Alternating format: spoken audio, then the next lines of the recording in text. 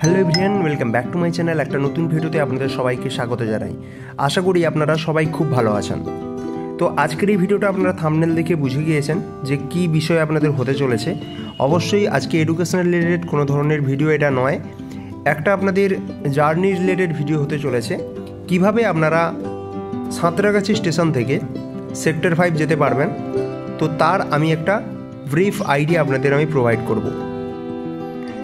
আমরা বিভিন্ন সময় বিভিন্ন প্রয়োজনে মেদিনীপুর, পাঁশকুড়া, মেচেদা, উলুবেড়িয়া এই সমস্ত জায়গাগুলো থেকে বারবার বিভিন্ন প্রয়োজনে আমরা সল্টলেক সেক্টর 5-এর দিকে যাতায়াত করি।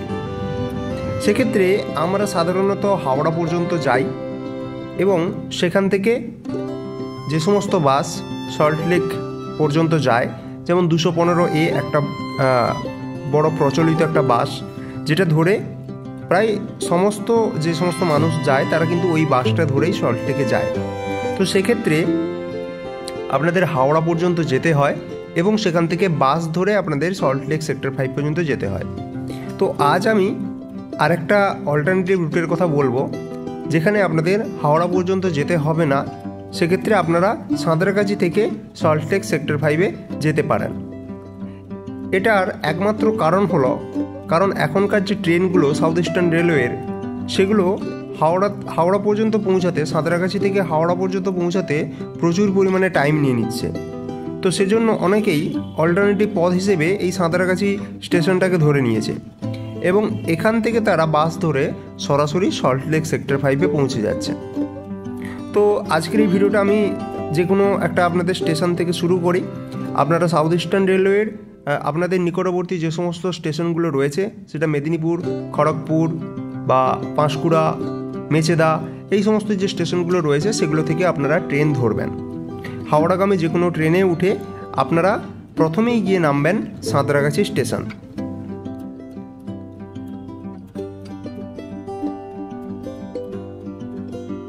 সবসময় আপনারা সকালের দিকে যে সমস্ত ট্রেনগুলো রয়েছে সেই ট্রেনগুলো ধরার চেষ্টা করবেন, তাহলে সেগুলো টাইমে কিন্তু পৌঁছে যায়। আর সকাল 8টার পরে যে সমস্ত ট্রেনগুলো সেগুলো কিন্তু প্রচুর পরিমাণে লেট করে।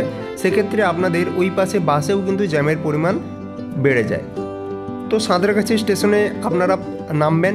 এখানে আপনাদের 4 এবং 5 নম্বর যে প্ল্যাটফর্ম রয়েছে সেখানে আপনাদের নামাবে। তো ওই দিকে ফ্লাইওভার রয়েছে, ওই দিকে যাওয়ার কোনো প্রয়োজন নেই। আপনারা যেই দিক থেকে আসছেন, অর্থাৎ আমি যে দিকটা দেখাচ্ছি সেই দিক থেকেই আপনারা যাবেন। দেখবেন একটা সাবওয়ে রয়েছে, সাঁতরাগাছি সাবওয়ে।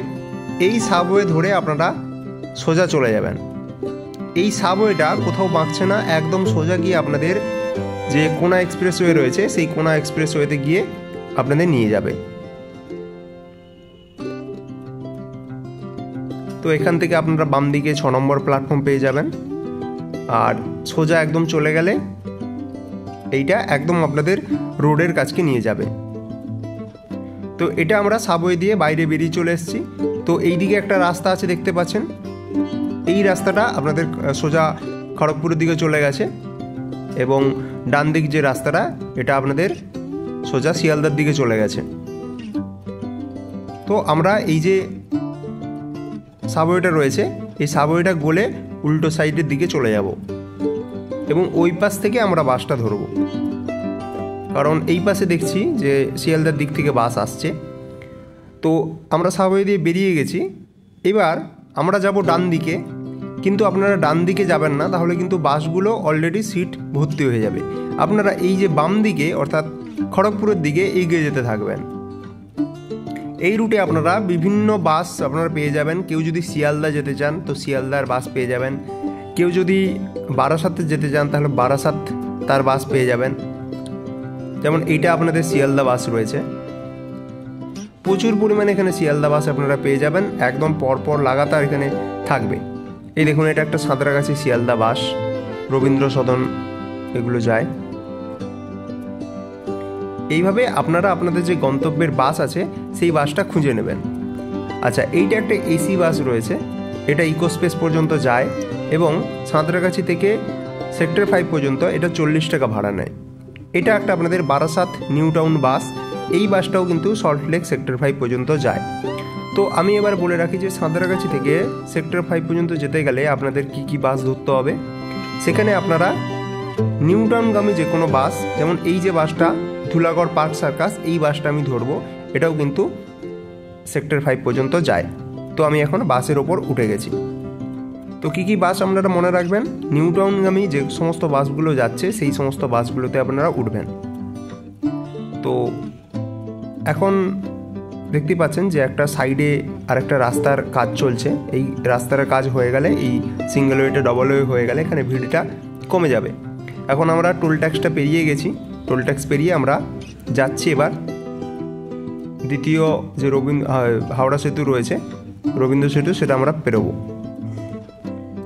তো আমরা এখন ব্রিজের উপরে আছি, গঙ্গা নদী পের হচ্ছি। এই নদীর ঠিক অপর পাশে, অর্থাৎ এই ব্রিজটা পেরিয়ে যখন অপর পাশে যাব, সেখানে রয়েছে বহু আপনাদের পপুলার একটা প্লেস, যেটা হচ্ছে আপনাদের প্রিন্সেপ ঘাট। কেউ যদি প্রিন্সেপ ঘাট যেতে চায় তাহলে কিন্তু ওরা সোজা গিয়ে উল্টো সাইডে সেখানে নেমে যাবে, বা হেস্টিংস পর্যন্ত যারা যেতে পারে, হেস্টিংস থেকেও কিন্তু তারা অটো ধরে বা পায়ে হেঁটে যেতে পারে। আর যারা যারা ভিক্টোরিয়া যেতে চায় তারা কিন্তু এই যে টার্নিংটা রয়েছে, এখানে মোহরকুঞ্জ বলে একটা পার্ক রয়েছে, এবং তারপরে এই যে টার্নিংটা রয়েছে, এই সামনের টার্নিংয়ে গিয়ে তারা নেমে যাবে হেস্টিংসের কাছে। তারা নেমে সেখান থেকে তারা ভিক্টোরিয়া পর্যন্ত যেতে পারবে।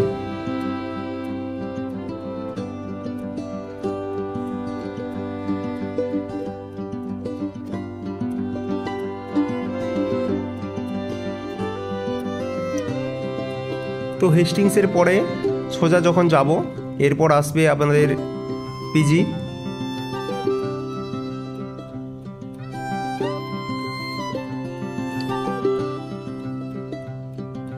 আর অবশ্যই আপনারা যে সমস্ত দিনগুলো, অর্থাৎ সোমবার যেমন অফিস ডে থাকে, অনেকেই কিন্তু বাড়ি থেকে অফিসের দিকে যায়, তো সেক্ষেত্রে আপনারা সোমবারের যে দিনগুলো সেগুলো অ্যাভয়েড করার চেষ্টা করবেন, কারণ প্রচুর পরিমাণে ভিড় হয়, এবং যদি যান তাহলে অবশ্যই সকালের দিকে যাবেন।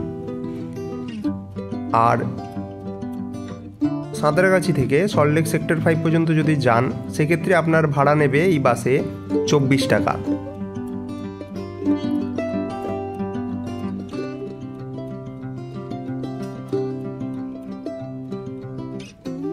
এখন চলতে চলতে আমরা সেক্টর 5-এ ঢুকে গেছি। মিডিলে আর কিছু দেখাতে পারিনি, প্রচুর পরিমাণে জ্যাম ছিল বাসের মধ্যে।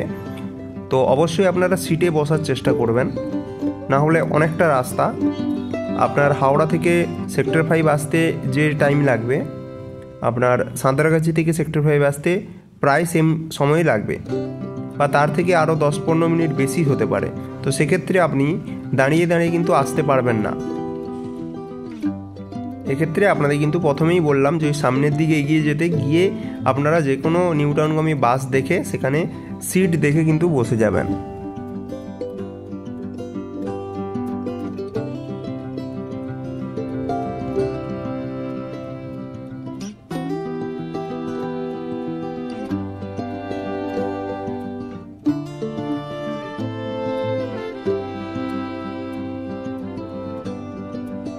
এখানে রয়েছে মণিপাল হসপিটাল, তারপর রয়েছে আইজে হসপিটাল রয়েছে সুশ্রুত, তারপর সাইয়ের যে অফিস রয়েছে, সাই রয়েছে, অর্থাৎ স্পোর্টস অথরিটি অফ ইন্ডিয়ার অফিস রয়েছে এখানেই।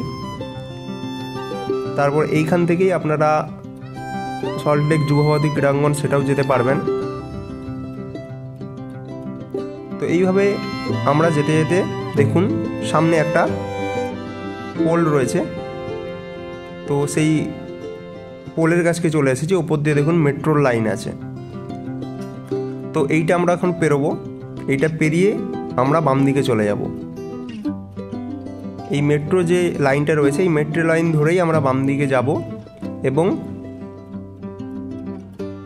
এর পরের যে মেট্রো স্টেশনটা যেটা রয়েছে সেটা হচ্ছে সেক্টর 5 মেট্রো স্টেশন।